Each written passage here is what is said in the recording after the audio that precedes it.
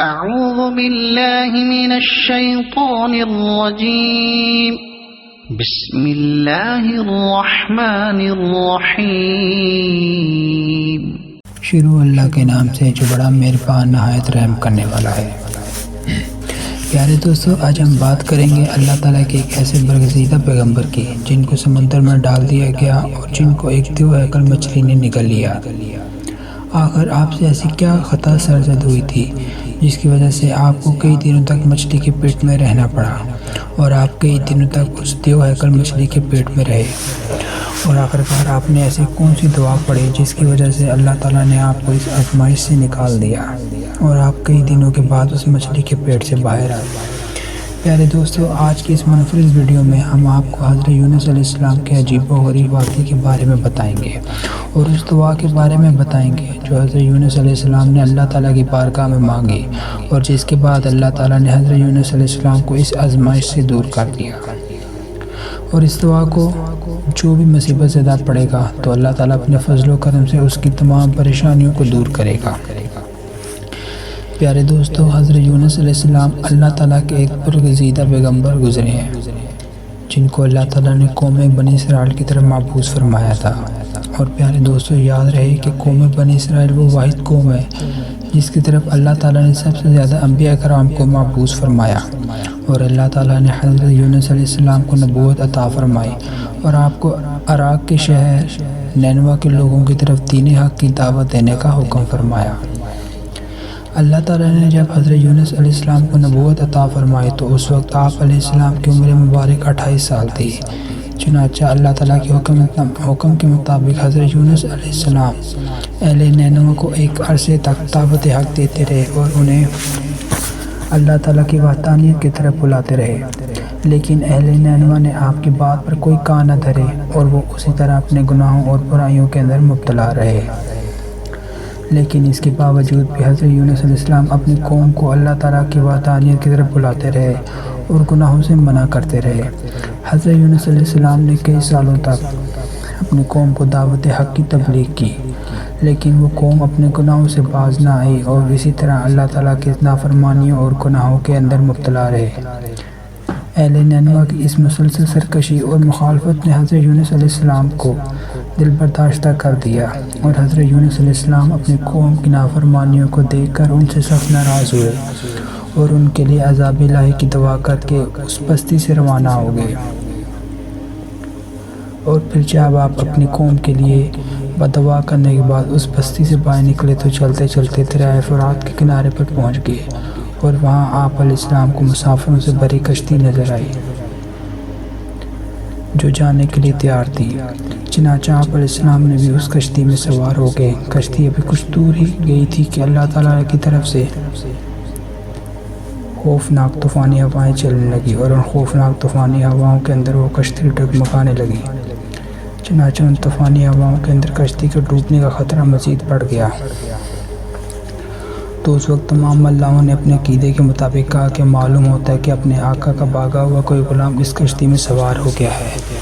چنانچہ جب تک اس غلام کو کشتی سے باہر نہ نکال دیا جائے تب تک اس مصیبت سے نجات حاصل نہیں ہو سکتی۔ چنانچہ ملاحوں کی یہ بات سن کے حضرت یونس علیہ السلام نے دل ہی میں یہ خیال کیا کہ میں نے اللہ تعالیٰ کی وحی کا انتظار کیے بغیر ہی اپنی قوم کے لیے بددعا کی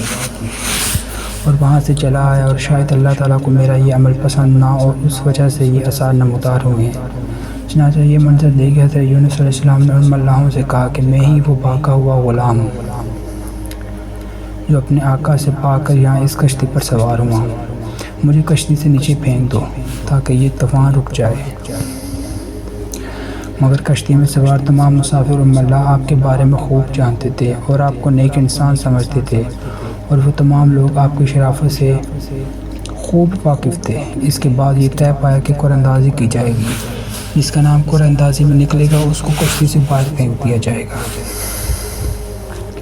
چنانچہ سب کی رائے کے مطابق قرآن اندازی کی گئی اور پہلی ہی دفعہ میں حضرت یونس علیہ السلام کا نام نکل آیا۔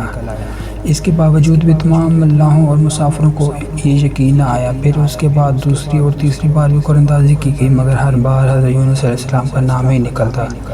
چنانچہ اس طرح مسافر اور ملاح اس بات پر مجبور ہو گئے کہ وہ حضرت یونس علیہ السلام کو کشتی سے نکال دیں۔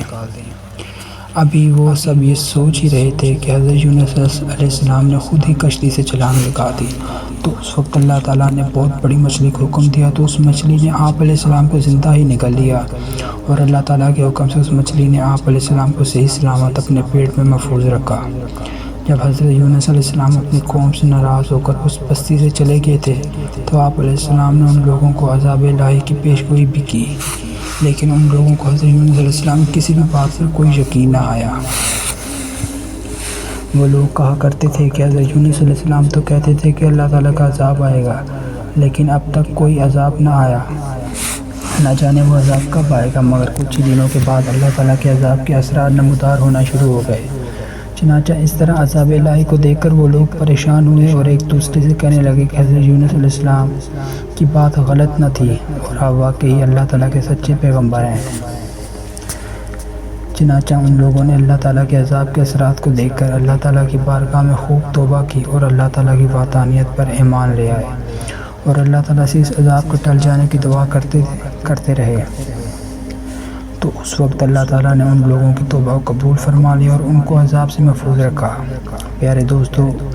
ادھر حضرت یونس علیہ السلام مچھلی کے پیٹ میں زندہ تھے اور اللہ تعالیٰ کی وحی کا انتظار کیے بغیر ہی اپنی قوم کو چھوڑ آنے پر نادم تھے۔ تو اس وقت حضرت یونس علیہ السلام نے اللہ تعالیٰ کی بارگاہ میں اپنی خطا کی معافی مانگی اور یہ دعا پڑھی: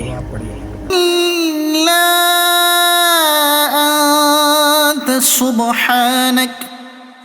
انی کنت من الظالمین۔ اے رب العالمین، تیرے سوا کوئی معبود نہیں، تو ہی یکتا ہے، میں تیری پاکی بیان کرتا ہوں، بے شک میں خود ہی ظالم ہوں۔ چنانچہ جب اللہ تعالیٰ نے حضرت یونس علیہ السلام کی یہ درد بھری دعا سنی تو اس دعا کو اپنی بارگاہ میں قبول فرمایا اور حضرت یونس علیہ السلام کو اس آزمائش سے نجات عطا کی۔ اس وقت اللہ تعالیٰ نے مچھلی کو حکم دیا کہ وہ حضرت یونس علیہ السلام کو صحیح سلامت دریا کے کنارے پر ڈال دے، تو اس وقت اس مچھلی نے اللہ تعالیٰ کے حکم کی تعمیل کرتے ہوئے حضرت یونس علیہ السلام کو ساحل کے کنارے پر ڈال دیا، اور اس طرح حضرت یونس علیہ السلام 40 دن تک مچھلی کے پیٹ میں رہے، اور 40 دن کے بعد اللہ تعالیٰ نے آپ کو یہ دعا قبول فرمائی اور آپ آزمائش سے نجات بخشی۔ جب آپ مچھلی کے پیٹ سے باہر آئے تو آپ کی حالت بہت کمزور تھی اور آپ زمین پر گر گئے، تو اس وقت اللہ تعالیٰ نے آپ کے قریب ہی بیل اگائی اور آپ اس کے سائے میں آرام کرنے لگے، جس سے آپ کی طبیعت کچھ بہتر ہوئی۔ تو آپ علیہ السلام نے اس طرح کے سائے میں جھونپڑی بنائی اور اس جھونپڑی میں رہنے لگے۔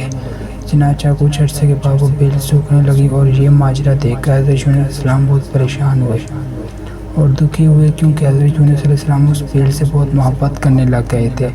تو اس وقت اللہ تعالیٰ نے حضرت یونس علیہ السلام کی طرف وحی بھیجی کہ اے یونس، تمہیں اس بیل کے سوکھنے کا بہت افسوس ہوا، جو کہ ایک معمولی اور حقیر چیز ہے، لیکن اپنی قوم کو چھوڑتے ہوئے یہ نہ سوچا کہ نینوا میں بسنے والے 1 لاکھ انسانوں اور اس کے علاوہ لاتعداد حیوانوں اور جانداروں کو ہلاک کرنے میں ہمیں ناگواری نہ ہوتی، کیا ہم ان کے لیے اس سے بھی زیادہ مہربان نہ ہوئے جتنا تم اس بیل کے لیے ہوئے ہو؟ اور آپ وہی کا انتظار کیے بغیر ہی اپنی قوم کو چھوڑ کے چلے آئے۔ ایک نبی کی یہ شان نہیں کہ وہ اپنی قوم کو بد دعا کر کے نفرت کی وجہ سے ان سے جدا ہونے میں جلدی کرے اور وہی کا انتظار بھی نہ کرے۔ پھر اللہ تعالیٰ نے حضرت یونس علیہ السلام کو یہ حکم دیا کہ وہ دوبارہ نینوا جائیں اور وہاں پر رہ کر نینوا کے لوگوں کو دینی حق پہنچائیں۔ چنانچہ اس وقت حضرت یونس علیہ السلام حکم کے مطابق نینوا کی طرف دوبارہ تشریف لے گئے، اور انہوں نے حضرت یونس علیہ السلام کی آمد پر بہت خوشی کا اظہار کیا، اور پھر حضرت یونس علیہ السلام سے دین کی تبلیغ حاصل کرنے لگے۔ اللہ تعالیٰ سے دعا ہے